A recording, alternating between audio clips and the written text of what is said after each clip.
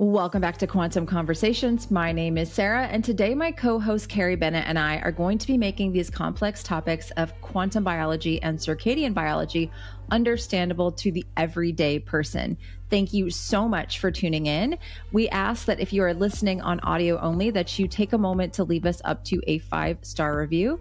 And if you're on YouTube, leave us a like, leave us a comment. It will help to get the show out to more people. And before we jump into today's topic, just a quick reminder to head down to the show notes and check out my free resources as well as Carrie's free resources. We also do have courses on a variety of topics. If you are hoping to dive deeper, Carrie and I both have practitioner courses available as well for anyone who wants to begin to bring these topics to their clients and help them to implement these strategies into their daily lives. So check those out. We also have a co-taught course called Quantum Fertility that is available that allows people and practitioners to work on their fertility using these principles of quantum biology and circadian biology. Again, thank you so much for listening or watching today's show, whichever one you are doing. And let's go ahead and jump into it now.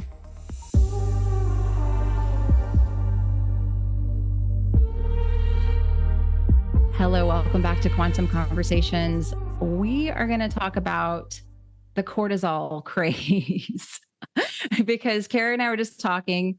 What are we going to talk about today? A lot of interesting thoughts, but cortisol keeps coming to mind because it's a really big topic on social media. And everyone is really blaming cortisol for weight gain, for sex hormone imbalance, for a lot of things. And there's some validity to it, but nobody is really giving light the airtime that it needs. Yes, correct. Yeah. Right. Yeah. So, I mean, honestly, this was me, right? Like, to be fair, this was me 10, 15, how old's my son? He just turned 13. This was me like, 12, 13 years ago when I was trying to heal my energy issues, my quote unquote adrenal fatigue. And it was like, let me take these adaptogens. Let me make sure I have adequate vitamin C. Let me eliminate sources of inflammation. Right. And we're not necessarily poo-pooing those approaches, but we are saying that those are supplemental to light, right? Cortisol gets released in relationship to light. And so if you're having cortisol issues, you have light issues, specifically morning light issues, and then artificial light at night, right? Those are the two ways that you're really going to start to dysregulate it. And yeah, you were saying something along the lines of, yeah, well, people will say something like, oh yeah, and for your cortisol, get 5 minutes of natural light into your eyes in the morning, or open a window and get natural light. It's like, but it's not, gosh. That's as far as it goes with the topic on cortisol. Like that is as far as it's going, as people are basically, and it's maybe like 2% of the people using this whole cortisol thing, right, as a thing to talk about on their platform. Right. They're like 5 minutes of sunlight, open a window. I've even seen like a really popular hormone doctor. I'm not going to mention the name of this very popular hormone doctor, telling people to go to your window and open the curtains, but not telling people to actually open the glass. I'm like, oh man, okay. We got some work to do. We got some work to do. We do. Right. I mean, this might sound like a broken record for some people who have been in here for a long time, been with us for a long time, listening to these things. But for those of you, if you're newer to this, the light coming through a window, especially modern window glass, is not the same as light when you're stepping outside with naked eyes. And it certainly is not the same light being filtered through sunglasses.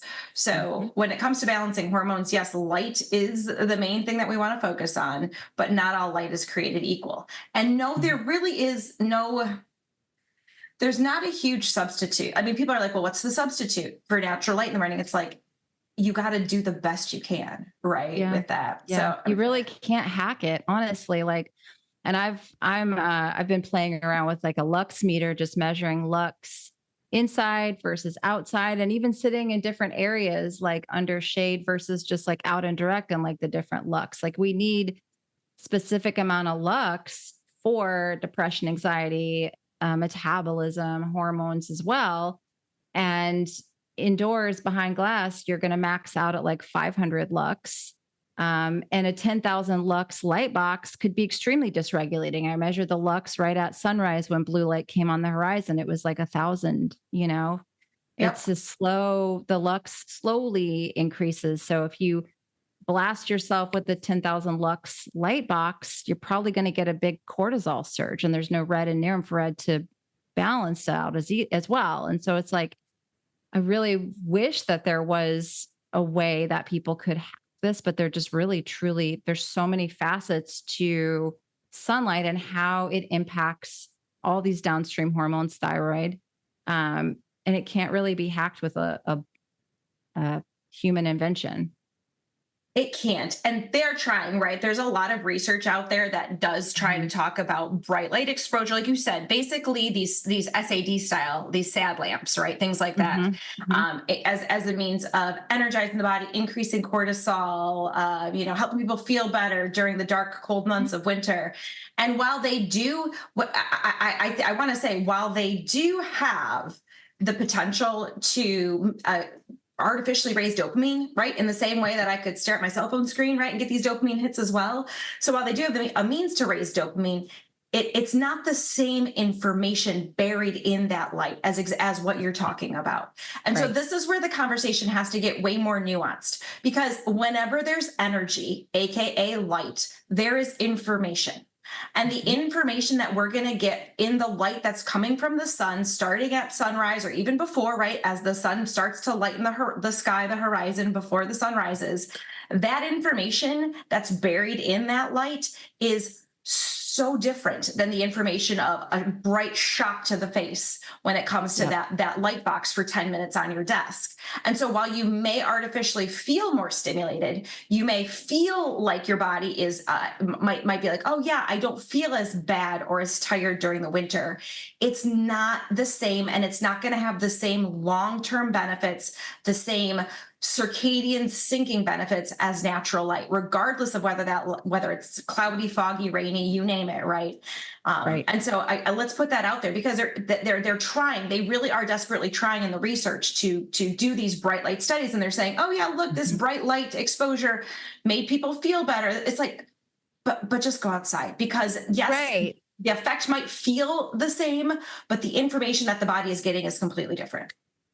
Right. It's a circadian mismatch. And that is really, we talk about it so much in this kind of applied quantum biology way. Anything that causes a circadian mismatch causes some sort of an inflammatory response in the body. And everyone's all about these two kind of vague terms that everyone throws out as high cortisol and inflammation, and cortisol and inflammation.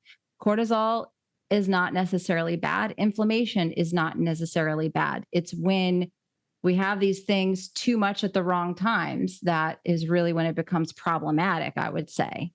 Well, absolutely. So first and foremost, there's a couple of different ways that we secrete cortisol, right? The first way that we secrete cortisol is as a circadian signal, as a timing mechanism for us. So we want that natural surge of cortisol in the morning, because essentially that pathway that gets stimulated to make the cortisol also intersects, like what you said, with the thyroid, with the reproductive hormones, with the digestive tract. I mean, it all syncs together. So when you start to stimulate that pathway, all these other pathways start to understand that the day has started. We need to, quote unquote, rev things up. And the signal to that we could measure is cortisol in the blood. So as cortisol is moving through the blood, I'm going to guarantee you it's not docking. Its effect is not because it's docking on every receptor saying, I'm here, I'm here. That cortisol molecule has a specific geometric shape, and that shape has a resonance, a vibration associated with it, right? So as that vibration gets secreted into the bloodstream, that information gets passed to every cell of the body. And so the body knows, oh, okay, cortisol is starting to surge, right? The day has started. Now it peaks around, let's say 9 o'clock in the morning, and now it starts to go away. And it's that shift in the amount and quantity of that vibration that the body is picking up on, right? And so that's the first thing we have to think of with cortisol, right? It is a circadian signal that is being communicated to every cell of the body so that the body knows what to do with the fact that it's morning, and what do we need to optimize basically come morning. Now we can also secrete cortisol in response to stressors, right? in response to infections, in response to inflammation. And when we secrete cortisol in that aspect, that's also where cortisol gets a bad reputation, because cortisol is anti-inflammatory. Exactly. It's why people go and steroid hormone. Exactly. It's a steroid hormone. Yeah. It's why people, why it's not necessarily steroid. Well, yeah, it's a steroid hormone. So yeah, but it's why people get cortisone injections, right? They literally inject a substance like this into, let's say, sore joints to take away the inflammation, right? So again, the conversation is just not, we're not using the correct language. Cortisol is there because it's trying to help to lower inflammation, right? It's not that cortisol is causing your inflammation per se. Its presence is in the same way that cholesterol in the arteries is not trying to clog your arteries, right? It just happens to be there. And go back to our conversation with Stephen Hussey, where we talked all about the heart and cholesterol and the blood vessels. It's just the cortisol is there as a means of trying to help the body lower the inflammatory cascade and ultimately resolve and heal. And so again, it gets a bad reputation. So I think what we're really truly seeing when it comes to cortisol being quote unquote bad is when it's secreted at night. That is going to dysregulate so many aspects of your health, including the hormone imbalance, the metabolism, the blood sugar, all of those things. And so that truly is when I think we have to be aware of, there's absolutely no need for cortisol here. But in those other situations, when we're secreting cortisol as a circadian signal and maybe in response to inflammation as a means of helping to heal the inflammation, that's okay, right? As long as it resolves. Yeah. And I heard somebody say the other day, your hormones are a result of your environment. And I loved that so much. Like your hormone balance, like the fact that your hormones are messed up is literally just your body responding to the signals that you're giving it. And I think people are so quick to just think it's like an adaptogen deficiency or supplement deficiency or, needing to do all this extra stuff. And it's like, if you're not fixing your environment, if you don't look at these light and dark signals, it's going to just be this huge uphill battle to address your cortisol, your hormones, all these things. And I think that's like, people are so quick to just, oh, my hormones are a mess. My hormones are out of balance. Well, it's just literally your body taking the directions that you're giving it. And that's kind of a hard pill to swallow for people. Definitely is for me. Like, I know when I've been pushing myself too hard, I'm like, oh, there it is, it shows up. But what happens a lot of times is people just kind of override that, those signals. And so I think that's important. It's like looking at, number one, your light, dark signals. And then once you have that figured out, we can start playing around and fine tuning a little bit, but that has to be fixed as a baseline for cortisol, wouldn't you say? Oh, absolutely. And I think it goes even a little bit deeper than just the light. I mean, simply being in nature has cortisol regulating effects. So like this is where, like you said, environment, like picture me in my picture a typical office environment, right? Where you don't have any plants, there's no running water, there's no sounds of nature. We're not connected to the ground, right? Grounding, we can talk about those studies, and grounding regulating cortisol levels. We're not connected to that. We're not connected to the natural light dark cycles. So that environment is dysregulating your hormone, secretion, basically, because your body is trying to interpret what's going on. And it's it's full of very confusing signals. Not only is it full of confusing signals, it's deficient in the signals that your body is looking to be able to optimize, right? And so it's kind of like a double whammy there. And so can it be as simple as touching the bare earth with bare skin, going outside into nature? I mean, like, I hate to say this, but yes, it absolutely can be. And no, you don't have to live in a cave, but at the same time, I think it's very important that we start to recognize that almost everything about our indoor living spaces these days is driving our body into these dysregulating rhythms. Yeah. Yeah. You did a really awesome video about that on your YouTube channel, just talking. And I made my husband listen to it because he's trying. He was like, she talks so fast. She's so smart. Like it's hard. I have to listen to this like 6 times to understand it. I'm like, well, it's okay. I can interpret Carrie's speak now. It was like part of my selfish motivation for starting this podcast. So I could like Understand Carrie speak a You little hear bit it better. enough, right?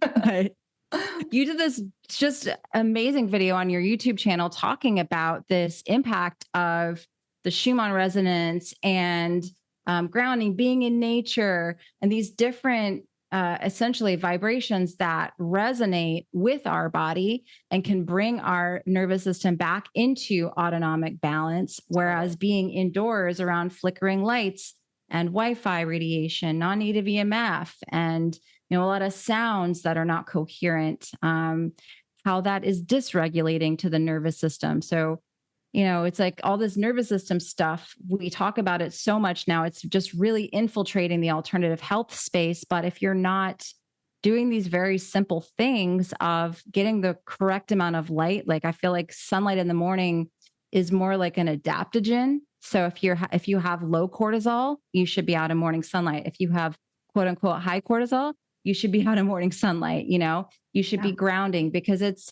also our perceived state of stress that's going to impact whether or not pregnenolone gets funneled into cortisol or gets funneled into our sex hormones. And so if you're like freaking out, having a stress attack in the morning, and you're around all these, non-native EMF and vibrations that are foreign to your nervous system and your body and are not coherent, it's going to be a lot harder for you to have quote unquote hormone balance. Yeah. I hope that made sense. It makes perfect sense. And let's dive into that nervous system aspect, because we love so many practitioners who are talking about the nervous system, because it is important. Yes. I love the fact that there's this awareness that's happening about how our living, our lifestyle and traumas and all these things have basically led to the potential to dysregulate our nervous system. But what's lacking, so I'll go into a little bit of what I talked about in that video. What's lacking is the idea that in the same way that my adrenals don't just randomly dysfunction, right? The autonomic nervous system that's responsive to our environment is dysregulated because it's not getting the correct signals. Yes. That's another one, right? The hypothalamic adrenal, or the hypothalamic pituitary autonomic nervous system. That is a deeply interconnected system that's trying to, again, perceive our environment. And so when you're talking about these things syncing up, these signals syncing up to be able to tell our body, either you're stressed out, let's suppress or dysregulate your fertility hormones and let's promote more cortisol, right? In a pathological way, versus let's balance things out for optimum fertility and health. The way that nature does this is not only through the light, but it's through the fact that there's these resonances, there's these frequencies in our environment that we've literally been, every cell that is on this planet, every organism keys in on these things. The first one is the Schumann resonance, right? This is that 7.83 hertz, which is generated because of lightning strikes from basically the ionosphere clouds, bounce onto the earth, back to the ionosphere, and this bouncing of this pulse of the bouncing of these lightning strikes, basically the resonance, the sound, the infrasound, we can't hear it. The sound that it makes that we just can't hear it. It's not human hearing in the human hearing range. That right there creates this 7.83 hertz. Why is that important? It's important for our state of stress because that is the cusp of the alpha. It's pretty much in the lower alpha range of the brainwave state, right? We're really designed to be in an alpha brainwave state. What is alpha? Calm, creative. So like our default mode is calm. And unfortunately, these days, we have a much harder time, quote unquote, tapping into the Schumann resonance. Yes, it's always there. This is something that people kind of poke at me sometimes, with stuff. It's like, how can you say we can't feel the Schumann resonance or the Earth's geomagnetic field? It's like, because of all of the noise that we're surrounding ourselves with. When we have, like you said, the Wi-Fi vibrations vibrate millions of times faster, right? So fast. And so when we're talking about a pulse, and let's say hertz, for people don't realize, hertz is cycles per second. So what we're talking about is the Schumann resonance. That's about 7 to 8 cycles per second, which is fairly fast. But think about something that is a million hertz, a million cycles per second, boom, boom, boom, boom, or the flickering of light, like around 120. cycles per second, right? No wonder our nervous system is becoming dysregulated, because we're kind of in this like, high vibe. It's not in a good way, high vibration, like this, these frequencies that are just too high. And when we go outside, and specifically when we ground, and I talk about this, I'm certain I've said this before, when we earth, it's not only to pick up the charge from the earth into our body, but it's to ground. We are literally a water antenna. We ground our antenna. And when we ground our antenna, we can pick up the signals more strongly. It enhances the signal to noise ratio. When we're inside, we are full of this noise. Think of it as static on the line. And when we're outside, the signal becomes stronger. So we can start to immediately, and this is reflected in studies that have been done on earthing, where you see within 2 seconds, the autonomic nervous system comes back into balance. And that's because we're now finally picking up on the true signals that our body is meant to tap into. One of those being the Schumann resonance, another being Earth's geomagnetic field of 0.1 hertz, which, we can go into if we want to, but like, these are the signals that help to synchronize our body into the state of alignment where the body says, oh, okay, all is copacetic. I don't have any threats to my survival. This is so, and then everything can come into alignment. So yes, the cortisol surges appropriately, telling time of day, but then all of these other signals work to synchronize things like our breath, our brain waves, our heart rate, all of those things that also dictate, the stress status of our bodies. And is it as simple as going outside and spending more time earthed and grounded and in nature? You try it out. Can be. You be the try. I mean, I just went to be on Alex Zek's podcast. I know you did too. And that was one of the things that we were talking about, was all the stuff that I did to help get pregnant, help myself get pregnant and heal myself. And one of the things that I did was, I have this mountain that's nearby, and I've taken Dr. Pugh there a bunch of times. Like as soon as she gets here, she wants to go to the mountain, because it's this giant, it's like one of the world's largest pieces of granite in the world. And we like to just like lay on this rock in the sun. It's something just super magical about it. And there's several little hiking trails around the mountain that you can't really get a cell reception.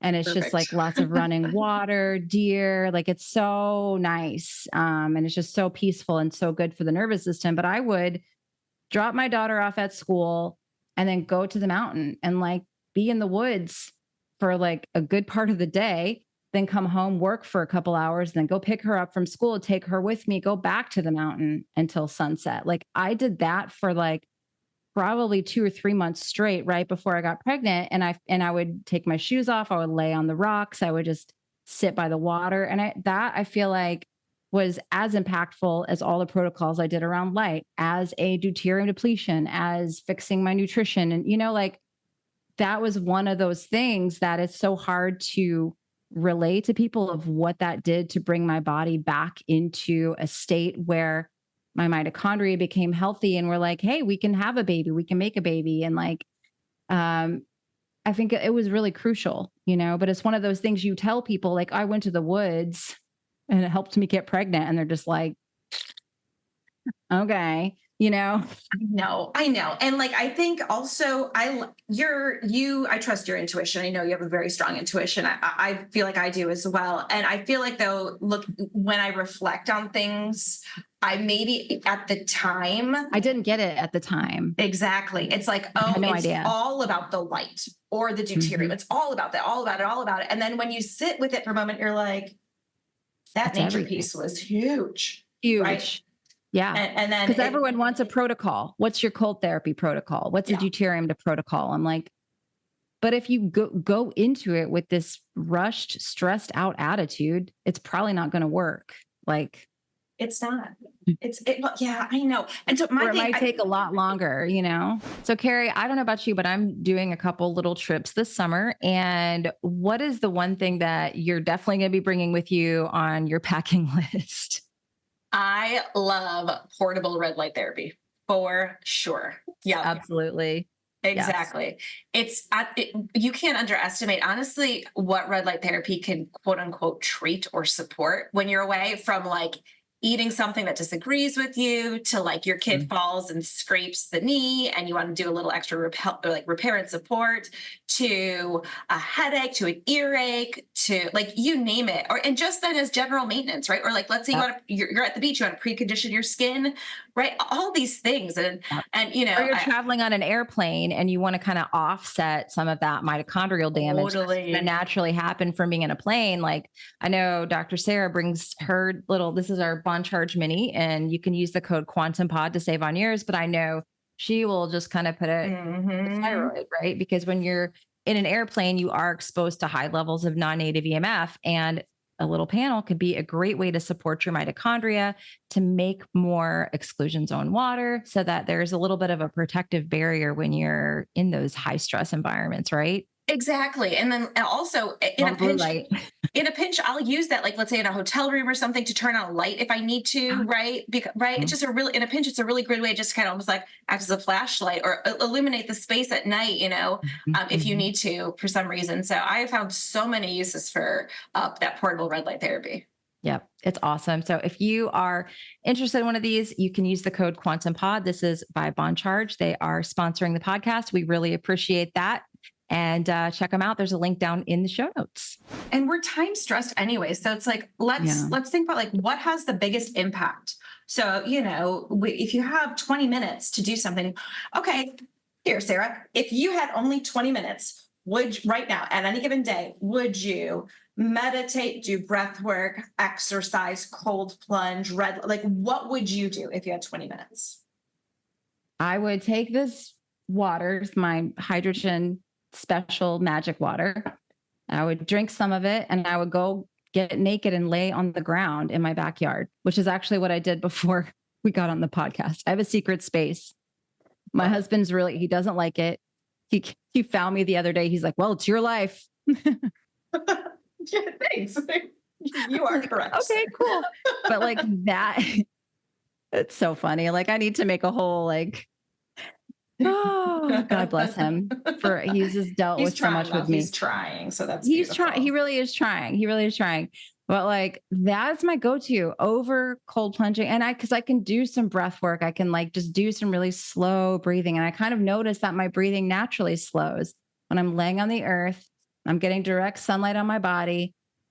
And I'm just taking a moment to do that. I'll take 20 minutes to do that. That's what I did before this. Cause I had been working like crazy in here in this office. And I'm like, I could go eat lunch, or I could just grab my water, go lay outside, drink some water, and just breathe and be on the ground and get sunlight. And that was that is literally the most regulating thing for my body. And I don't know, maybe it's biohacking, maybe whatever you want to call it. It just feels really good.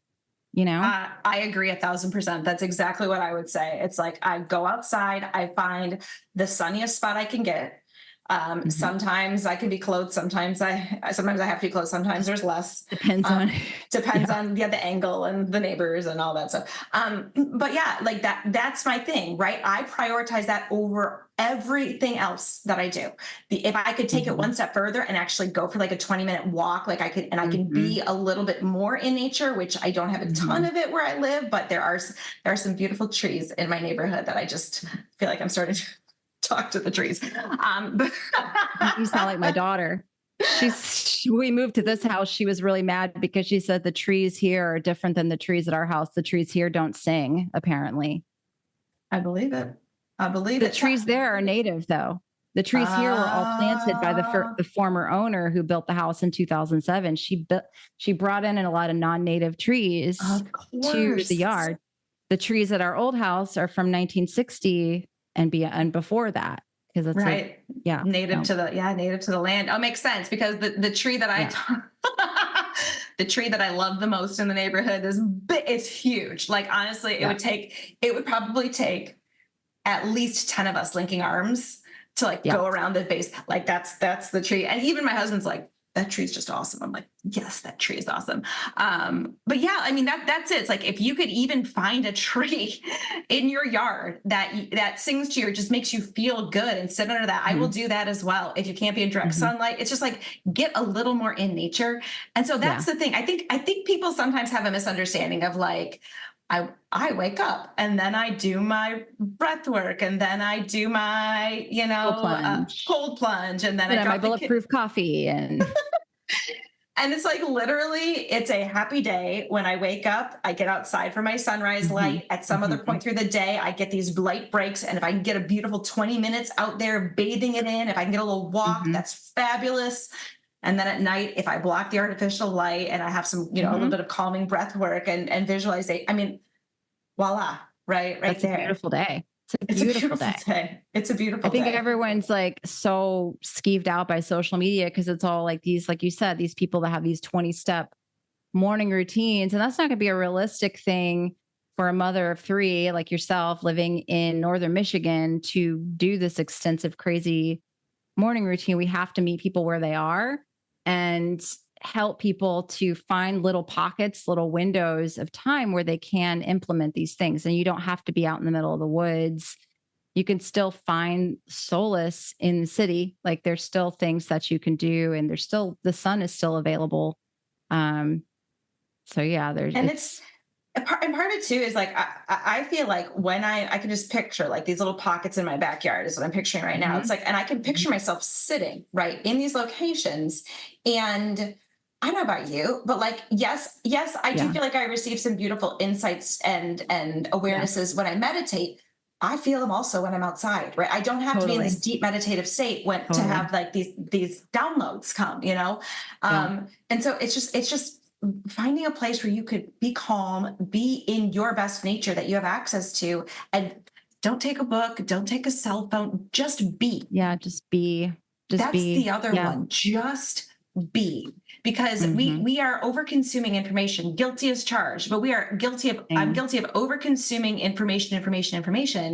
And the more I actually let myself just be, the more I realize that I've got access to to the information Mhm. that I need or the answers that I'm seeking, that I don't necessarily have access to when my brain is going a million miles a minute. So yeah, Matt's right. My brain does go a million miles a minute.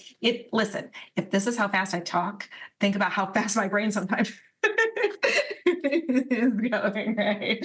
Like, shh, calm down.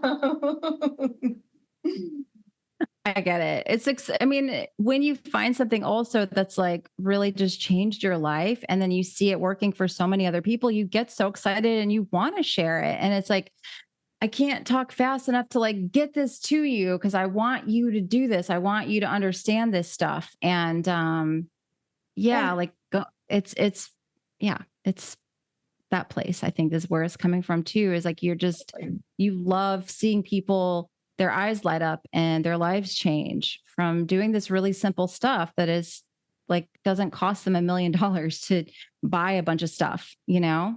totally, totally. And I Yeah. find myself also really more drawn to learning from those same types of people where it's like, Mhm. they're not, I don't need a device. I don't need an extensive protocol. I don't, it's like, Supplement protocol. right, supplements. It's like, those are the people that I'm drawn to learn from as well. It just, I think if we can simplify it, this world, people are too stressed out. If we can simplify it as best Yeah. as we can.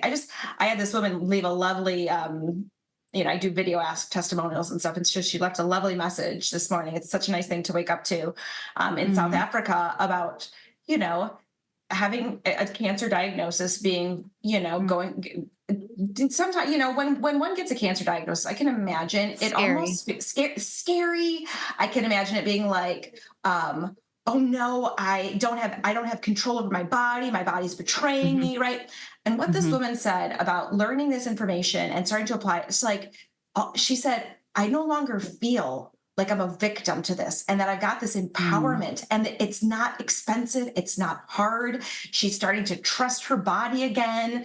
She knows her body can heal. She's getting more energy back. She feels like, Mm. so all these things. It's like, just start to implement these strategies and trust the process and allow Mhm. your body to receive it. And everything starts to realign itself. And Yeah. cortisol is one way. If ever anyone wants to measure hormones, testing your cortisol is one way to potentially look at that. But I also don't think you Yeah. need to track anything, um, No. in order to get the benefit from this either. Yeah. I really, the testing and all of that is just, I don't know. It's Except if not my anyone thing. knows, except that let's put this out there. Someone tell me portable phase angle. really affordable phase angle measurements, please. As a Oh mean, yeah, as here just text me and Sarah about that. I know. I did. Yeah. I texted Sarah and Sarah about this, and I'm going down my, like, we need, if phase angle is a measurement of intracellular hydration, where's the portable ones? There's gotta be, anyways. Yeah, because what are the devices that were like $30,000 or something like that to Well, actually measure that? yeah, they're mostly meant for like professional facilities, right? Whether Mhm. it's a professional wellness facility or it's like, yeah. And so, I mean, obviously the technology is there. Yeah. My thought goes to this, right? Let's put this out there. My thought is, if the status of our water, meaning how structured it is, which basically can be determined by things like phase angle, Mm. which is a measurement of the water kind of as inside of our bodies and around our membranes and things like that. Mm. If that measurement determines the status of our hydration, our intracellular hydration, our exclusion zone water, our structured coherent water, then that would be the one thing I would want to track. Maybe if there's a very good quality HRV tracker as well. Mhm. Like those two things, right? If we know that we're hydrated, we're these beautiful liquid crystalline bodies, and then we're Yes. giving it the correct information through how we breathe, through the light that's entering our eyes, through signals from nature. I mean, that right there seems like it could go a long way towards allowing people, some peace of mind to be like, I'm a beautifully hydrated liquid crystal, and I'm giving it the correct information, and my body knows what to do with it. Exactly. I would love to see that. I I'd would love love to to see see it. that. Anyone want Yeah. anyone want to go on to a project with me? Let me know. Somebody, you never know who's listening. Never That's the know. cool thing. You really don't. Like you can assume, but you just never really know who is listening and what sort of means they have to support something like this. So Yeah, yeah. yeah. Yeah. But anyways, I mean, let's end this. Let's talk a little too just about the nighttime light exposure. We've Mm, said hmm. this many times, but this by far is the most dysregulating thing you can do for your hormones. Basically, Hmm. Yeah, your absolutely. Yeah.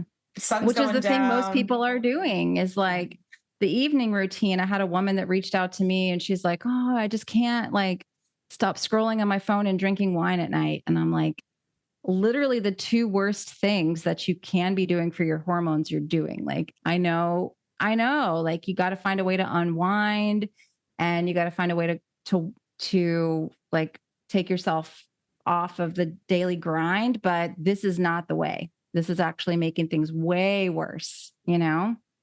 Totally, absolutely. I that's also where I think people underestimate in that instance to actually go outside at sunset. There's Yes. something very calming. I mean, we know the mechanism, we can explain it, but it's very calming to your brain, to your nervous system. The body knows the day is winding down.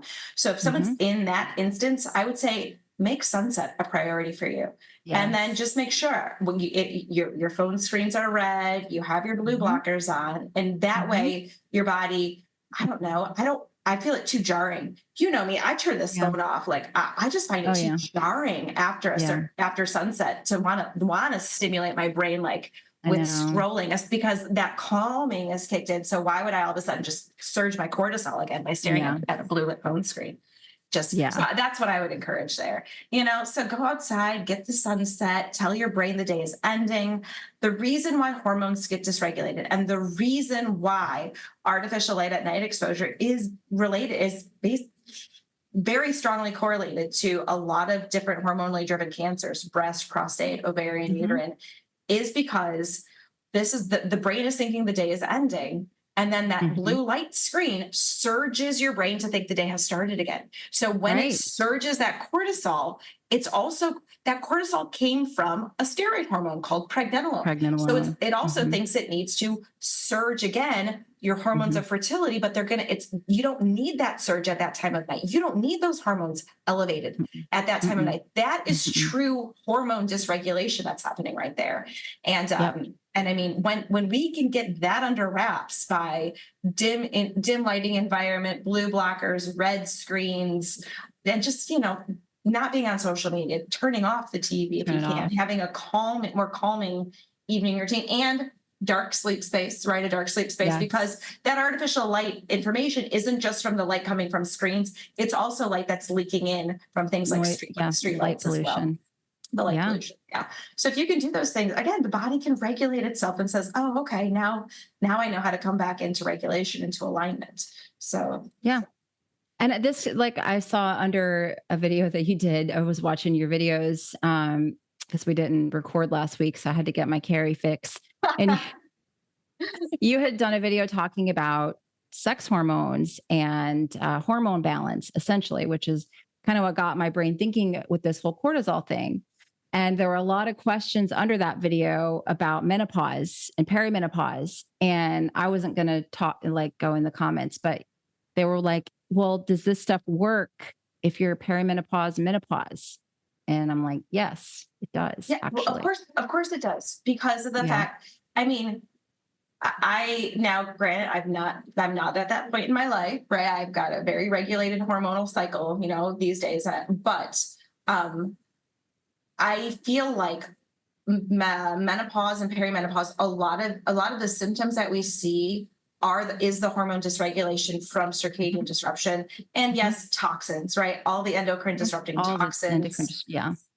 And yeah, we do, and we have stress, right? We do live in it, but psychological stress is so much easier to handle when your light environment isn't also stressing your body out and you don't even realize it. It's, and I just I've been kind of like going through my left and reset and re-recording the whole thing because I feel like I'm a different person than when I created it a couple years ago. So if you got the program, go back through it. It's all like brand new again. But, you know, since I started the Leptin Reset program and have gone through this with thousands of people over the last couple of years, I've had a lot of women in this perimenopause and menopause stage of life.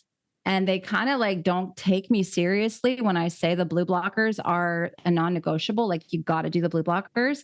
And then I'll have them. I've had multiple now at this point come to me and say, all right, I finally did the blue blockers and my hot flashes stopped.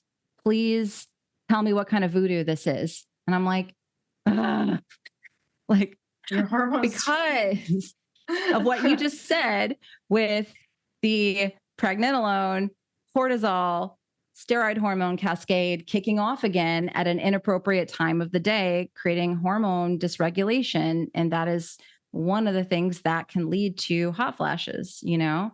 Mm-hmm. Totally. Sounds too simple to be true, but try it. Yeah, try it. Yeah. So this applies. That's the thing too. And we've talked about this, but people are conditioned to want to get information specific to their dis-ease or condition or diagnosis. And it's like, it's kind of a new mindset to be like, wait a second. This applies across the board. Yes. That's what I have to get help with my emails, because I get emails like this literally daily, multiple times a day. Is your Leptin Reset program going to help me because I have XYZ, because I have this diagnosis? Well, I'm this age and I've been dealing with this for 20 years and I have this. And I'm like, yes, I don't want to sound like the person who's like, this is going to cure everything. Because you do have to, you know, still work with a practitioner if you're on medications, hormones, things like that, to monitor those. And I'm not going to tell you, get off all your medications and stop doing that. Like, got to still continue to follow up with your practitioner one-to-one. But yes, this is going to work on your mitochondria. It's going to work on cellular hydration. It's going to work on deuterium management. It's going to work on cortisol, melatonin patterns and leptin patterns. And these things are foundational in your mitochondria, especially in improving redox function, is foundation in any disease state.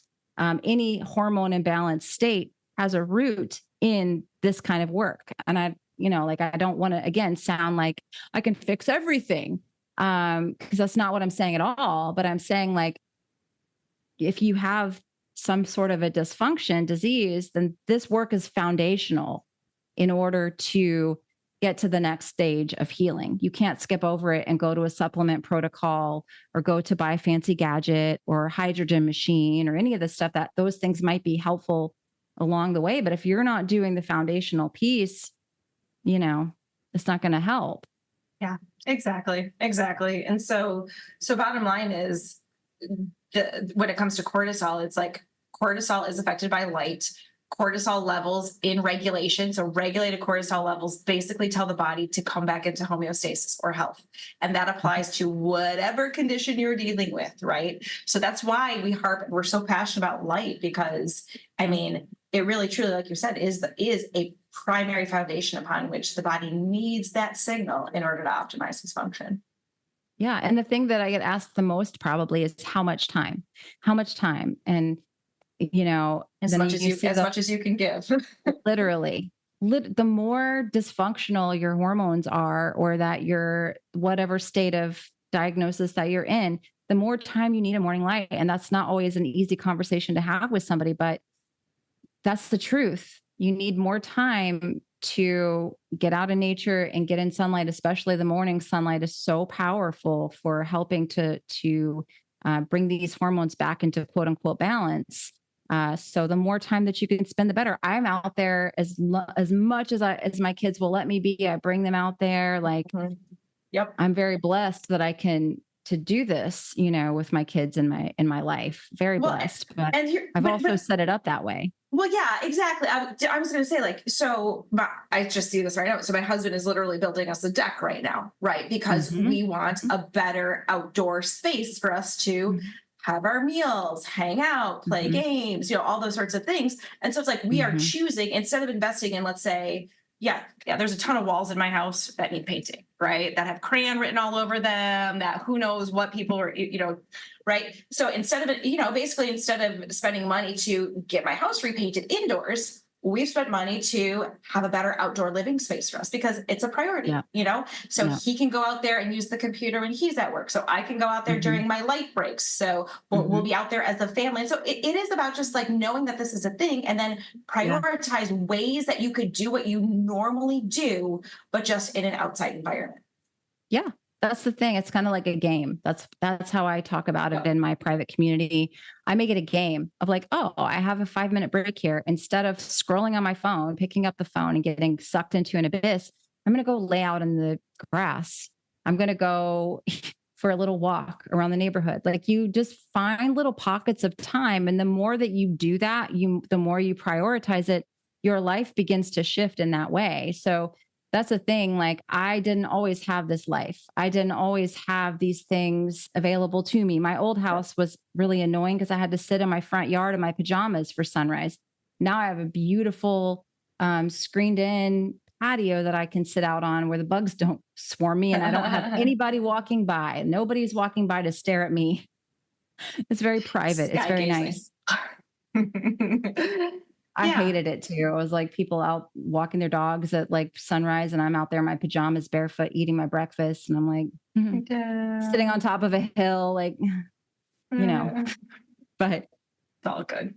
The more you put the energy towards that, I know it sounds very woo, but if you've made it this far in the conversation, I'm fine with, and we're probably going to have more of that on the show. So stay tuned. But well, here, let's say it this way, right? Let's just say that if what people call woo to me is unexplored, right? And then you can make up your own opinion. Like, but a lot of people claim woo when they just haven't explored the depths of, they don't understand it. Yeah. And so anyways, go ahead. Yeah. I mean, I'm just saying the more that you put your energy into that, this is a priority into my life, you'll see that doors open for you and things change and things shift so that you can begin to live more of that lifestyle. So, and even if you have a more restrictive work schedule, there's ways to do it. I've worked with teachers and nurses and doctors and people who work in assembly lines and women who work in warehouses, right? Like I've talked with virtually every type of occupation, right? That might be challenging for this. And there's still a way to do it in terms of taking your breaks accordingly, prioritizing, lunch outside, whatever it is. It's just like, it can be done. And so, just as consistently as you can be. Agree. I love it. Well, hopefully this was helpful. And I know you've got a ton of resources. I have a little like $7 cortisol course where I go into this a little bit deeper, and you've got amazing stuff on your YouTube channel. So if people are looking to learn more about this, they can check out those resources, and we'll talk more about it in future episodes too, I'm sure, along with the woo stuff that we want to bring on too. Yeah. I want to say something really quickly about that woo. It's like you and I, and this is like, I think it was Heisenberg, Werner Heisenberg's quote of like, the first step into the natural sciences, you become an atheist. And at the last drop, you just realize how deeply connected and divine everything is. You basically find God. And it's kind of like while I feel like I've always been kind of spiritually connected, it's true. It's like, I'm doing this because I need to get my light and I need to get my earthing. And it's like, but then as the more you do it and the more you're just surrounded by it, the more open. Yeah. the more, yeah, it's just that deeper connection and feeling. And yeah, is that woo? I'm totally fine with that, because I believe that that's what a lot of humanity is lacking, is this idea of this interconnectedness between all of us. And, and maybe what we can go into just ways that we can support people in tapping into that feeling and deepening their understanding and connection. I love that. I think that's the next level of health. Once you do all this, masculine kind of like strategy stuff, is going more into the creative and connection and the ether. And that's really the next level, I think, of elevation for people. But when you're ready. When you're ready. We've been conditioned to just treat our physical body. Now there's been practitioners for millennia who understand that it's not just the physical body. So kudos to all of you. We appreciate you. But what a lot of people don't realize, and what I've come to the conclusion over the past probably 4 years or so now, is that the field, right? The field informs the physical. And if you can work you can either work on in the physical body to reflect it in the field, or you can work on the field to heal the physical body. And so we kind of have to look at it like that as well. We're not just these, bones and skin and cells. Like we actually are, we have extensions of ourselves into space around us. And frankly, entanglement, right? Even though you and I we've never met, I guarantee you, if you were to wear a necklace of water right now, and if I were to do some sort of a healing intention to you, it would change that because of the ability to be connected through the field like that as well. 100%. So I love it. Well, this has been fun. Yeah. And we'll see everybody next time.